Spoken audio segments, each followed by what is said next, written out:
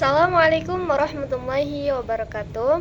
Nah, di sini kita akan melanjutkan pembahasan kita dari buku Rekonstruksi Sejarah Al-Quran dan buku The History of Quranic Text. Nah, pembahasan kita kali ini adalah penyebab beragamnya bacaan Al-Quran, proses unifikasi, metode pengajaran Muslim, dan ada Mushaf Ibnu Mas'ud.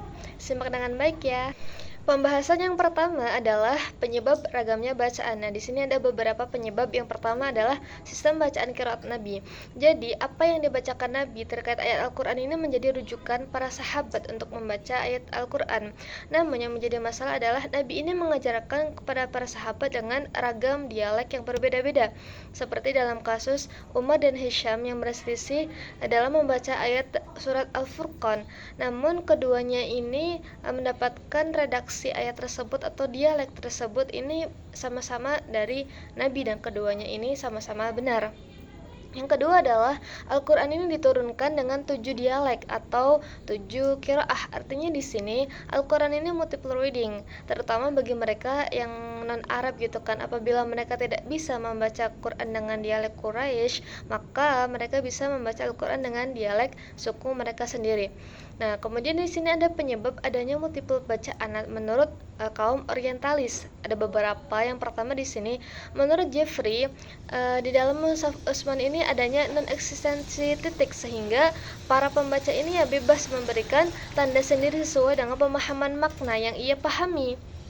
Sebagai contoh, ayat wama kuntum tastakbirun, maka ia bisa dibaca wama kuntum tastakbirun. Nah, hal ini hanya ada perbedaan tanda baca atau peletakan titik saja antara sa dan ba.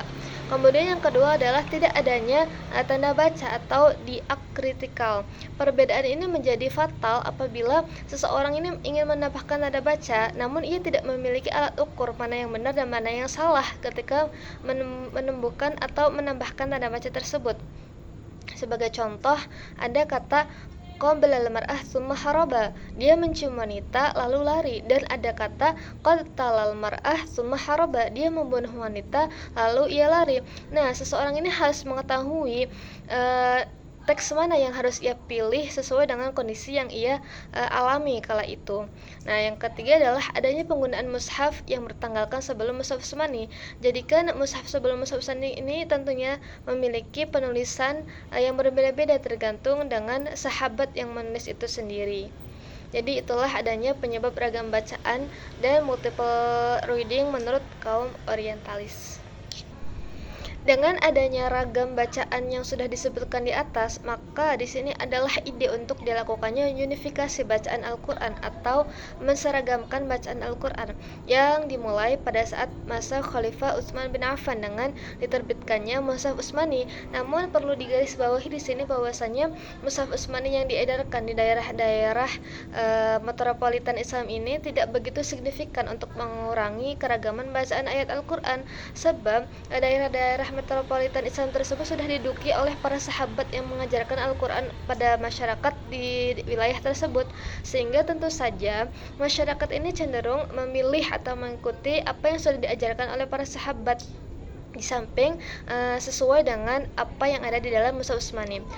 Namun tidak berhenti di situ, proses unifikasi bacaan Al-Quran ini kemudian berlanjut pada masa Ibnu Mujahid dengan adanya penerimaan ortodoksi atas 7 bacaan atau 7 qiraah dengan memilah mana bacaan atau ayat Al-Quran yang bersifatnya mutawatir dan masyhur, kemudian menghilangkan kejanggalan-kejanggalan dari para imam 7 qiraah tersebut sebagai bentuk unifikasi bacaan ayat Al-Quran, yang kemudian baru mencapai titik kulminasi atau titik puncak dengan dipublikasikannya Al-Quran edisi Mesir pada tahun 1923. Nah, Al-Quran edisi Mesir ini kemudian dianggap sebagai suatu edisi yang telah berhasil menciptakan keseragaman Al-Quran yang sifatnya absolut. Setelah kita membahas mengenai ragam bacaan dan proses unifikasi Al-Quran yang kemudian menghasilkan Al-Quran edisi Mesir, kini kita akan membahas mengenai metode pendidikan Muslim. Nah, metode pendidikan Muslim ini tidak lepas dari turunnya ayat pertama Al-Quran, yakni Iqra, bacalah, yang kemudian menjadi landasan perkembangan pendidikan di dalam dunia Islam itu sendiri. Nah, di sini ada beberapa metode. Yang pertama adalah adanya upaya menghafal Al-Quran di kalangan sahabat. Upaya menghafal Al-Quran ini menjadi upaya persebaran ilmu di masa awal-awal perkembangan Islam itu sendiri. Yang kedua adalah dibangun tempat guna pendidikan saat Nabi tiba di Madinah dengan slogan Balighu anni walau ayah. Di sini mengisyaratkan bahwasanya persebaran ilmu ini menjadi sangat penting walaupun ia dalam taraf yang minim. Kemudian yang kedua adalah hubungan pribadi menjadi sangat penting dalam sistem pengajaran guna memastikan informasi dari sahabat sekaligus kita ini menjadi saksi apakah informasi yang ia sebarkan ini bisa dipercaya atau tidak. Kemudian ia bisa menciptakan suatu mata rantai riwayat yang kuat atau sahih. Kemudian yang terakhir adalah adanya sistem sanad sebagai bentuk kehati-hatian dalam menerima informasi atau ilmu. Juga bahwasanya ilmu yang ia sebarkan ini berdasarkan riwayat pendahulunya yang sampai kepada sumber ori yakni Rasulullah. Jadi itulah metode-metode pendidikan Muslim, di mana di situ ada progresivitas dalam dunia pendidikan, kemudian juga ada kehati-hatian dalam menyebarkan suatu ilmu agar ilmu yang disebarkan ini tetap bersandar kepada Rasulullah. Pembahasan yang selanjutnya adalah mengenai Mushaf Ibnu Mas'ud dan berbagai tuduhannya. Tuduhan yang diajukan ini berasal dari orientalis yang bernama Jeffrey. Nah, di sini ada beberapa tuduhan yang diarahkan kepada Mushaf Ibnu Mas'ud. Yang pertama adalah Mushaf Ibnu Mas'ud ini berbeda dengan Mushaf Utsmani dari sisi susunan surah. Kemudian yang kedua adalah mengalami perbedaan teks. Yang ketiga adalah tidak memasukkan 3 surah. Nah, namun di sini penulis sendiri memberikan beberapa sanggahan terhadap tuduhan-tuduhan yang diberikan oleh Jeffrey terhadap Mushaf Ibnu Mas'ud. Yang pertama adalah bahwasanya susunan surah Mushaf Ibnu Mas'ud ini tidak ada satu dari mereka yang hidup sezaman dengan Ibnu Mas'ud ini menyebut Mushaf Ibnu Mas'ud ini memuat susunan surat yang berlainan. Artinya susunan Mushaf Ibnu Mas'ud dengan mushaf yang lainnya ini memiliki susunan surat yang sama. Kemudian ada pendapat dari murid-muridnya tentang Mushaf Ibnu Mas'ud ini. Ada yang mengatakan bahwasanya tidak sama dengan kitab. Kemudian ada juga murid yang mengatakan bahwasanya Mushaf Ibnu Mas'ud ini ya sama dengan kitab. Nah, setelah diteliti, riwayat yang pertama ini riwayatnya tidak meyakinkan, sehingga riwayat yang kedua adalah riwayat yang diterima. Kemudian sanggahan yang kedua adalah kebanyakan riwayat Mushaf Ibnu Mas'ud ini disandarkan pada golongan Syiah oleh Jeffrey. Padahal menurut ulama Sunni, bacaan dalam Mushaf Ibnu Mas'ud ini sama dengan bacaan seluruh umat Islam. Nah, di sini perlu digarisbawahi, penulis mengatakan bahwasanya ada penggelapan sisi informasi yang dilakukan oleh Jeffrey sebagai tuduhan terhadap Mushaf Ibnu Mas'ud itu sendiri. Kemudian ternyata menurut penulis, Jeffrey ini juga memiliki kecenderungan terhadap Syiah. Nah, kemudian sanggahan yang ketiga adalah 3 surat yang dihilangkan, yakni surat Al-Fatihah, Al-Falaq, dan An-Nas. Nah, terkait Al-Fatihah sendiri sebenarnya tidak perlu diperdebatkan atau diragukan lagi, sebab seorang ahli yang bernama An-Nadim mengatakan bahwasanya ia ini pernah melihat dan menemukan Mushaf Ibnu Mas'ud dengan Al-Fatihah di dalamnya. Kemudian juga Al-Fatihah ini kan menjadi suatu surah yang paling banyak dibaca di dalam sholat dan juga sebelum membaca ayat Al-Quran, sehingga menjadi sesuatu hal yang mustahil apabila Ibnu Mas'ud ini mengingkari Al-Fatihah di dalam mushafnya. Kemudian untuk ketiadaan surat 2 yang lainnya, yakni surat Al-Falaq dan An-Nas, dalam suatu riwayat mengatakan bahwasanya Ibnu Mas'ud ini sebenarnya mengakui pada awal-awal ini menulis kedua surat tersebut di dalam mushafnya. Namun Ibnu Mas'ud ini kemudian menghapus 2 surat tersebut lantaran beranggapan bahwasanya kedua surat tersebut merupakan suatu doa perlindungan kepada Allah yang digunakan untuk cucunya Nabi Muhammad, yakni Sayyidina Hasan dan Sayyidina Husain. Nah, kemudian di sini ada suatu prinsip prinsip ayat bagian dari Al-Quran, atau prinsip bagaimana ayat tersebut bisa dikatakan bagian dari Al-Quran. Di sini ada 3 prinsip. Yang pertama adalah qiraat.